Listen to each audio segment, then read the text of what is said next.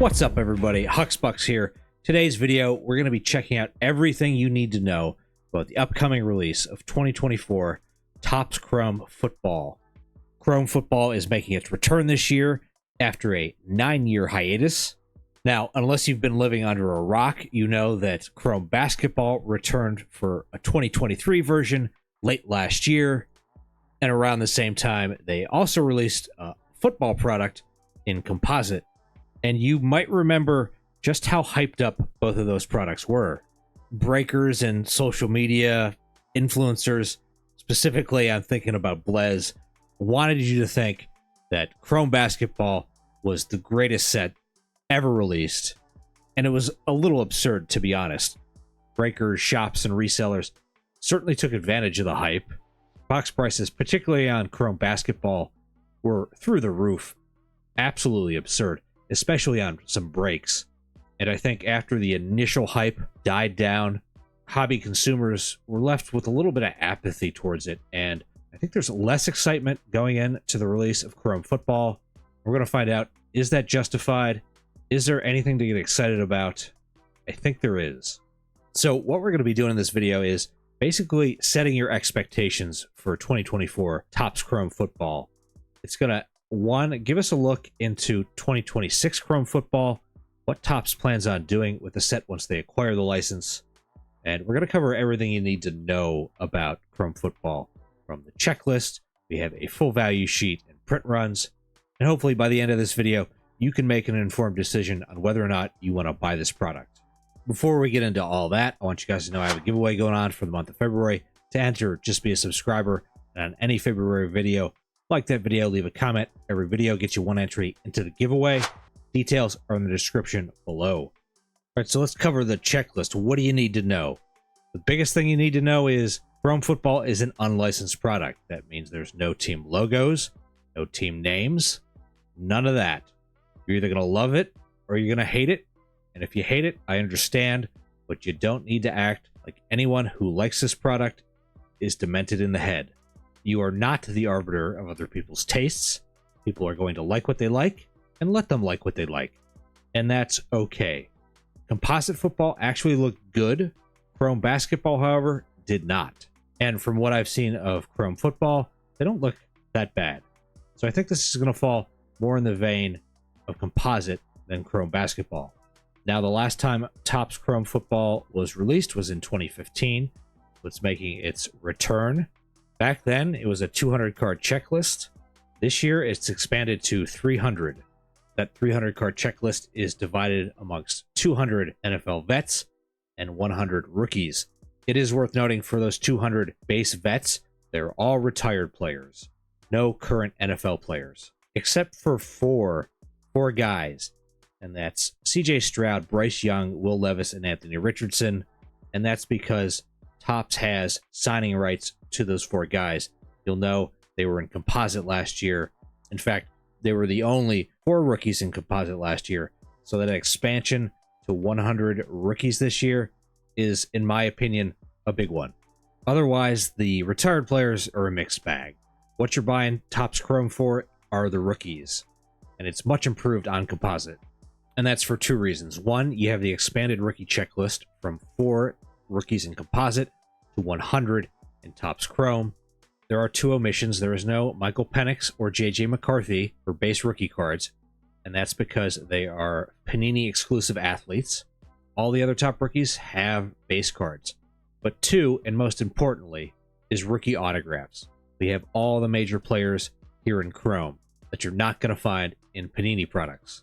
Jaden Daniels, Caleb Williams, Drake May, Malik Neighbors, Brock Bowers, Xavier Worthy, and so on.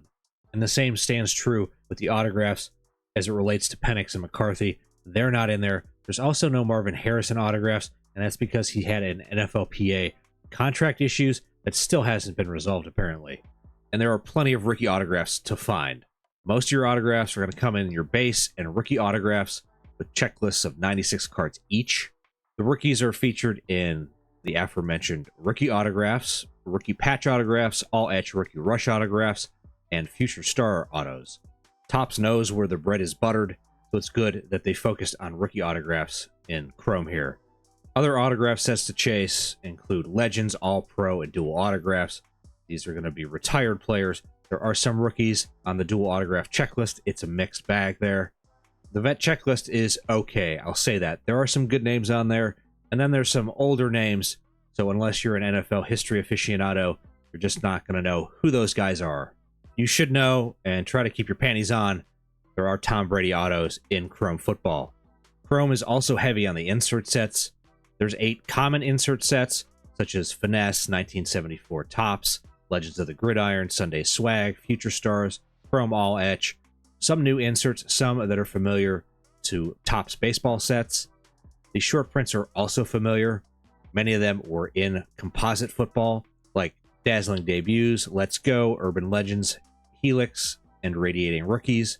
A new one for Chrome is Into Existence. And if you want to look at a full checklist, look in the description below. I'll give you a link there. You can go through it yourself. Let's get on to the meat and potatoes of the video, the value sheet. So a little refresher on what the value sheet is and what we're looking at. A value sheet is meant to show you what it costs to pull a particular card across all formats, so you can determine what the best format is to pull that particular card. It doesn't mean a format is good, because values are relative. A product could be terrible across the board, and just because one particular format is the best way to pull a card doesn't mean the product is good. So in the value sheet, green is good, yellow is okay, and red is bad. Now, if you look at the top there, you're going to see box prices. I am using pre-sale prices on these. I can switch over to resale prices, which we'll take a look at and see how that changes things once we dive in to the meat of the value sheet. There are 5 different formats for Topps Chrome. There's the hobby box, which is pre-sold for $320. It's reselling for $399. It has 12 8-card packs. You're guaranteed 2 autographs. There's no guarantee of refractors. We'll get into all that a little bit later. Then we have the Breaker's Delight, which didn't pre-sell, but I pegged it at $400. It's reselling for $475 to $500. You're going to get a 110-card pack. That's going to come with 2 autographs, 3 geometric parallels, and 5 refractors. It's all hits. Then we have the value box at $30. It comes with 7 4-card packs for a total of 28 cards. That's going to come with 1 prism and 4 exclusive refractors.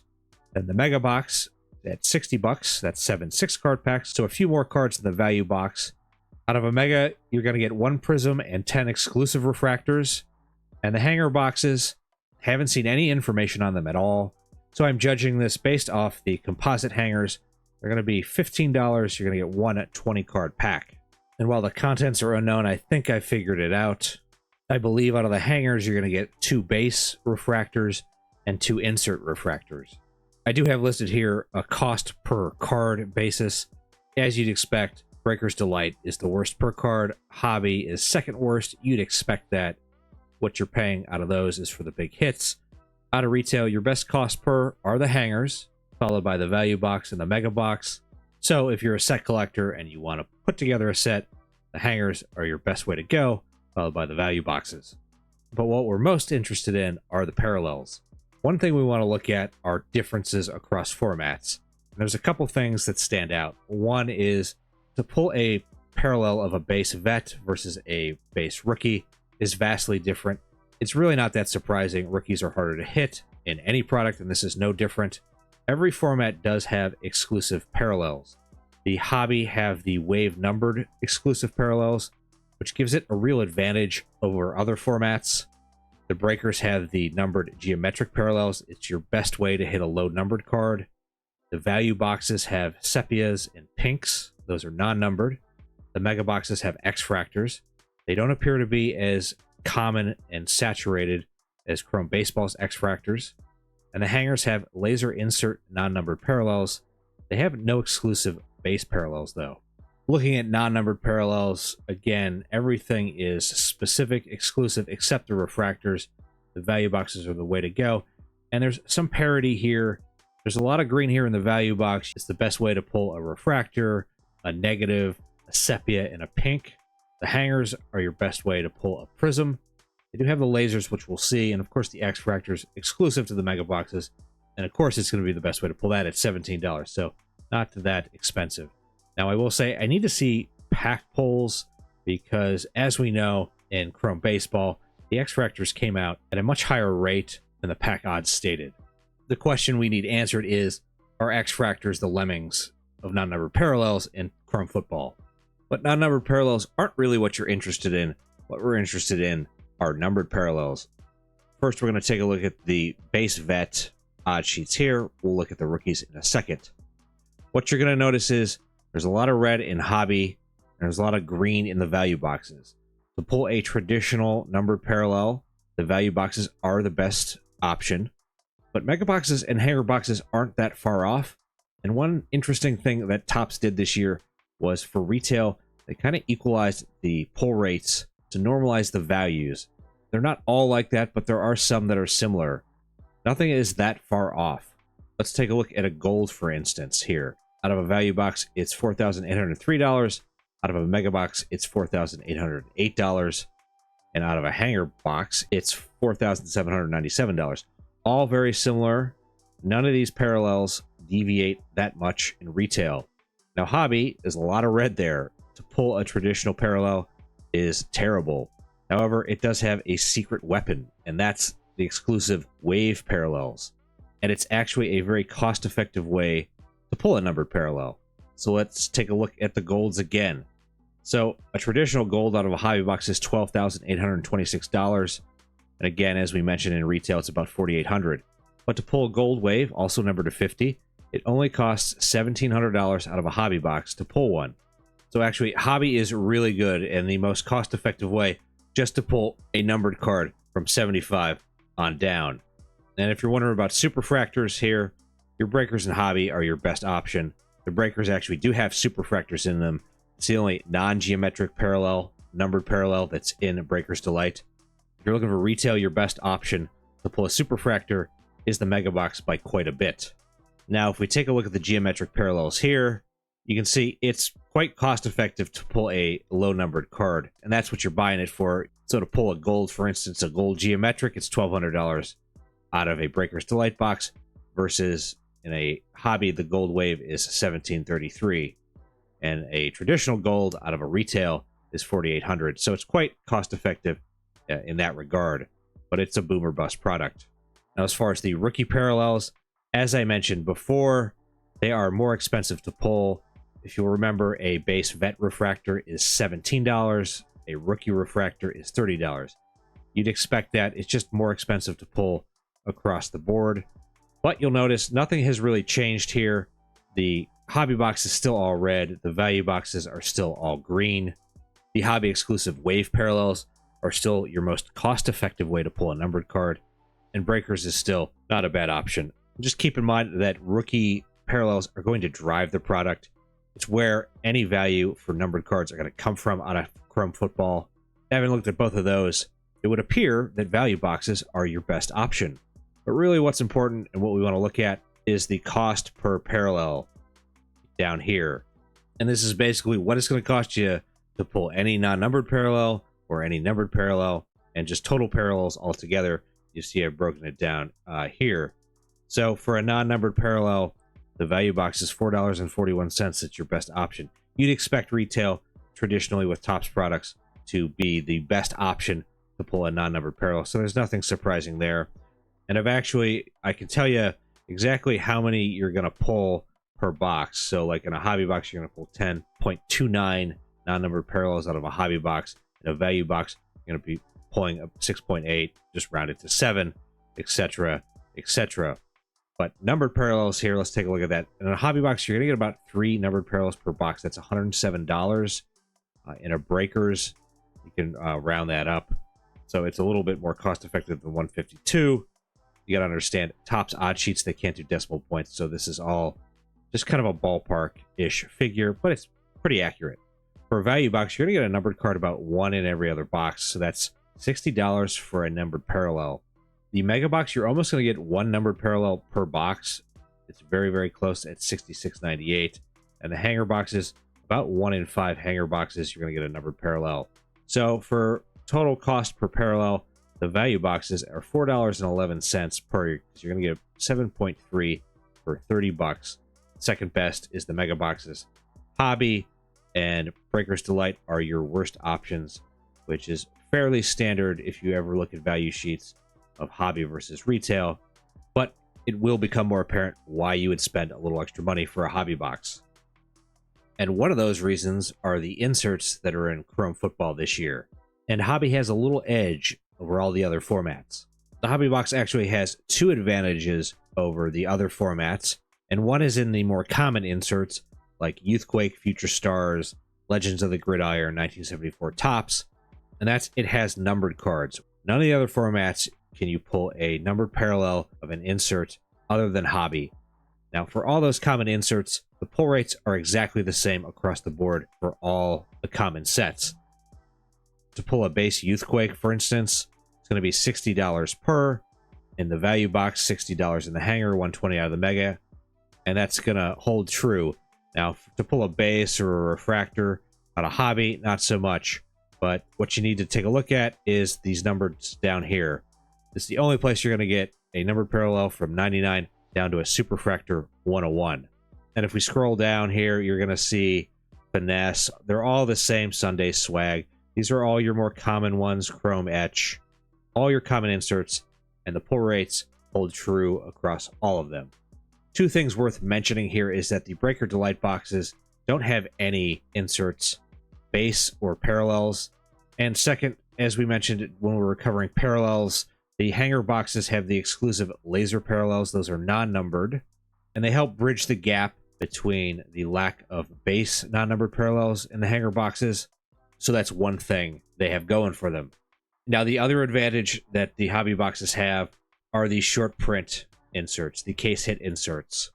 All the short print inserts are pretty much copy pasta from 23 Composite, and they're separated between hobby and retail. So hobby has the Radiating Rookies, Let's Go, Helix, and Into Existence, while retail has Dazzling Debuts and Urban Legends. And I kind of lied earlier, Breaker's Delight does have some inserts, just the short print inserts you can hit. In hobby, the easier to hit inserts are going to be Radiating Rookies and Helix, while the two tougher pulls are going to be Let's Go and Into Existence. Pull rates are about twice as much. Now, if we look at retail over here, you're going to see it is the cheapest compared to hobby to pull a quote-unquote case hit, with the hanger boxes being the cheapest and best option if you want to pull a case hit out of retail. However, while it might be the cheapest option, you have to understand that the print runs on Dazzling Debuts and Urban Legends are considerably higher than the hobby-only short print inserts, which we'll see when we get to print runs. Now let's take a look at cost per parallels. So we've broken it down again, just like we did with the parallels. So for base inserts, you're going to see, for instance, in general, you're going to see a lot of green over here with the hanger boxes. Hanger boxes are your best way, your best cost-effective way to pull an insert non-numbered parallel, and short print.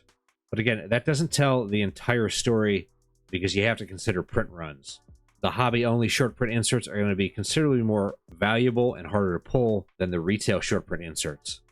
I do want to note that for the numbered parallel inserts, it's only $102 to pull a numbered parallel insert. And you're going to get about 3 numbered inserts out of a hobby box, which is actually pretty good. It's actually really good. So while hanger boxes might be the most cost-effective way to pull an insert, hobby boxes are incredibly effective at pulling a numbered insert, which is going to be a more valuable card, and it has the more rare case hits.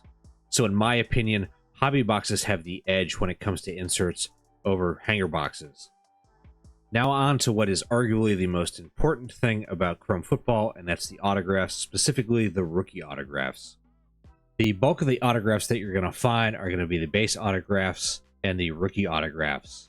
And you can chase all the top rookies that don't have autographs in Panini, like Drake May, Brock Bowers, Bo Nix, Malik Neighbors, and the biggest chase of them all is going to be Jayden Daniels. And I have good news, he is featured and has autographs in 5 different sets. He has a rookie base autograph, a rookie rush, Future Stars, he has a dual autograph, and a rookie patch autograph. There is plenty of Jayden to chase. One of the things that immediately stood out to me is if you look at the odds here for the rookie autograph refractor, it's 24 per hobby pack versus the base vet autograph refractor at 145 hobby packs per. it is easier to pull rookie autographs than it is the veterans, which is what we want to see. And your best cost per autograph is going to be out of the Breakers Delight. You can get a green geometric number 299 for $1,600 versus a base refractor autograph out of Hobby for $3,800. What was a little surprising is how easy it is to pull autographs out of the value boxes. Well, I shouldn't say easy, but it is decently cost effective. And that stands for the base autographs as well as the rookie autographs here. Good luck pulling a superfractor out of retail. You're going to have to look for Hobby and Delight to have a realistic shot at those. Some of the harder to pull insert sets are going to be the Legend autographs, which fall 1 in every 2,400 hobby packs. The dual autographs, which fall, the refractor falls every 5,600. And last, the All Pro, which is the toughest to hit, which is 8,400 hobby packs per, just for the green number to 999. One of the tougher to pull rookie autographs is going to be the All Etch Rookie Rush at 648 per hobby pack. And again, you'll notice on all these, the value box isn't that far behind. So it's definitely nice to see a retail format that offers a semi-realistic chance at some good autographs. Then there are relics in Chrome Football. There's the rookie relics, which fall only out of the value boxes. It's going to cost you about 261 bucks to pull a non-numbered one. And then the mega boxes have the first year fabric. It costs 214. They're a little more common than the rookie relics. And then there's the patch autographs. If you want a patch autograph, the hobby boxes are the way to go. They are available in the Breakers Delight, although they're almost twice as expensive. They actually are twice as expensive to pull one out of there versus the hobby. Oh, the Superfractor, you have a better chance out of the Breakers.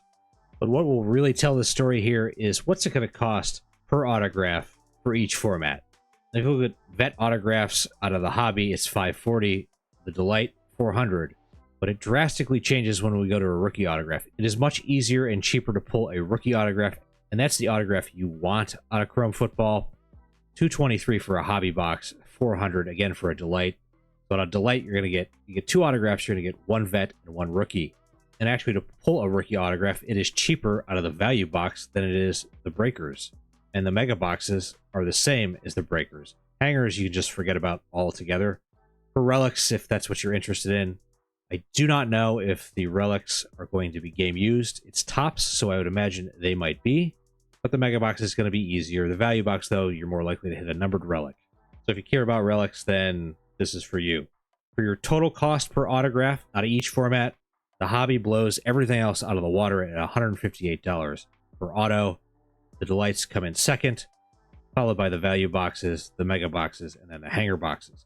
So this is another, and to me, a huge advantage the hobby boxes have over every other format. Now let's take a look at if you were to pay secondary prices. Like Dave & Adam's, Blowout, Steel City, the big major online retailers are selling the hobby and the Delights for more than what the Topps pre-order price was. Now you still might be able to get, when it releases on the 19th, you still might be able to get the hobby and the Delight for the $319 and the $399. They're probably going to be hard to get, but it's possible. So let's see what happens when we change these numbers up.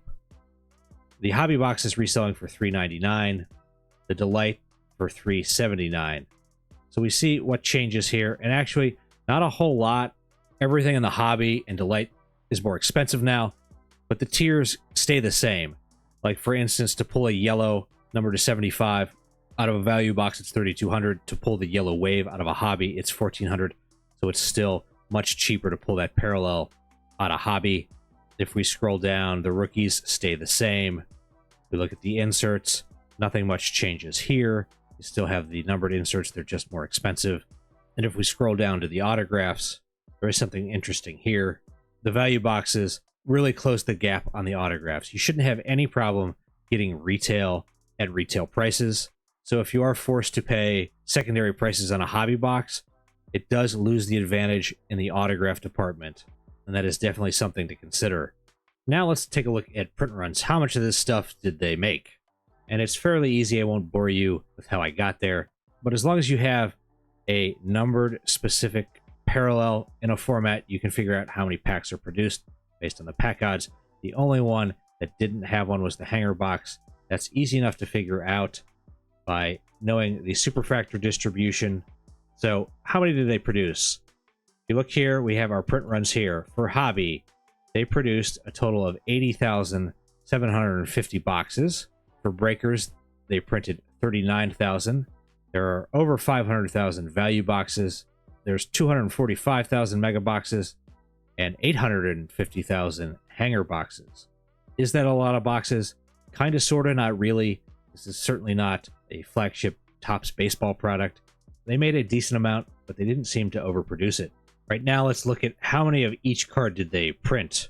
First off, I calculated the base cards. This is a very rough estimate, but I have it at 104,000 base cards for each particular player. That's not a ton. As a point of comparison, if you take 2025 Series 1, there was 1.2 million of each base card. So hopefully that gives you a frame of reference. There's about 7,700 refractors, 300 negatives. Those are going to be very rare. 2,800 refractors, 3,000 prisms. The most rare non-numbered parallels are going to be the sepias and the pinks at 1,700 each. For rookie refractors, since the odds are tougher to pull, there's less rookie refractors than there are the base vets. As you can see here, the negatives, it's almost half as much. The negatives are 165 versus the 300 for the base vets. For the common inserts, I didn't list them all here, but the pack odds for all the common inserts are the same. There's about 27,000 base. For refractor inserts, for the common ones, there's about 10,000. X-fractors, 2,400, and so on and so forth. The lasers, which are hanger specific, there's about 4,200. Now the case hits, that's really what we want to know, and really probably what you're interested in. The hobby only short print inserts or case hits are considerably more rare than the retail case hits. So radiating rookies, helix, and into existence, there's about 190 of each printed versus the dazzling debuts and urban legends was come out of retail only. There's over 600 of each player. And Let's Go being the rarest, there's about 75. And based on my numbers, and at first this didn't feel right to me, but this is the autograph refractors. For the base vet, there's only 141 per player, whereas the rookie refractor, which is going to be your base autograph, 860. That's a lot. So when the pack odds told us it was easier to hit a rookie autograph than a base vet, the counts don't seem to lie. For dual autographs, there's about 43 each. Future Stars, 350. All Etch Rookie Rush, 338. The All Etch vet autographs, 53. Not a lot of those. Rookie Relics here, 1,700 and 2,000 respectively. All right, lastly, I got some just interesting stats I put together. If you want to shake an angry stick at the moon because you think Fanatics and Panini are just evil corporate overlords, this is what Fanatics is going to gross on Chrome Football, 97 million. Next, I put together parallel count comparisons because I think this release is a good look into the future of what in 2026 Topps Chrome Football might look like when Fanatics gets the NFL license. And one of my biggest complaints about Prism, about Panini, is the over-parallelization of the product. And by no means is Topps immune or innocent of this, but if we look at 2024 Prism, there's 103 parallels this year. In 2024 Chrome, there's 64. So there's 37%, almost 38% more parallels in Prism than there is in Chrome. And I compared that to Optics, Select, and Mosaic, as you can see here. And in 2026, Chrome Football will be the comp to Prism. It's going to be the Chrome set. And hopefully, we're not paralleled to death like we are in Prism. So to wrap this all up in a little ball, what do I think the best format is? Well, each format has its pluses and minuses. Each format does something unique. The value boxes are a great value at autographs and parallels. The mega boxes are kind of a jack of all trades. And they have the exclusive X-fractors, which everyone loves. The hanger boxes are best at cost per insert. The breakers are best cost per low numbered parallel and autographs, even though it's a boom or bust product. Very boom or bust. And the hobbies have the exclusive numbered parallels, which are easy to pull, the only format with numbered inserts, and are best at cost per autographs. Overall, I think the best format to buy on a Chrome Football are the hobby boxes, regardless if you can get them at pre-sale or secondary market prices. Now, if they go up any more than what they're at now, that might change. If you're not willing to spend that kind of money on a hobby box and you want to buy retail, value boxes are the way to go. My final thoughts on Chrome Football as a product. I think it's a little bit of a high price tag for an unlicensed product, especially if you compare it to Leaf products, which have some of the same autos in them. Leaf products have Jaden Daniel autos, and they're considerably less than a box of Chrome Hobby. The single prices do suffer to a lack of licensing, and that leaves a very low floor with a capped ceiling on this. I think the card design is great. It's obviously 2024 Topps baseball flagship design, but it still looks great. It is your only chance to pull top rookie autographs that you're not going to find in Panini products. It's unfortunate that that's the state of the hobby, but as the famous saying goes, it is what it is. And retail is actually a viable purchase option compared to Panini football products. Panini puts zero thought or effort into their football offerings. They kind of know you're going to buy it. Look at Prism.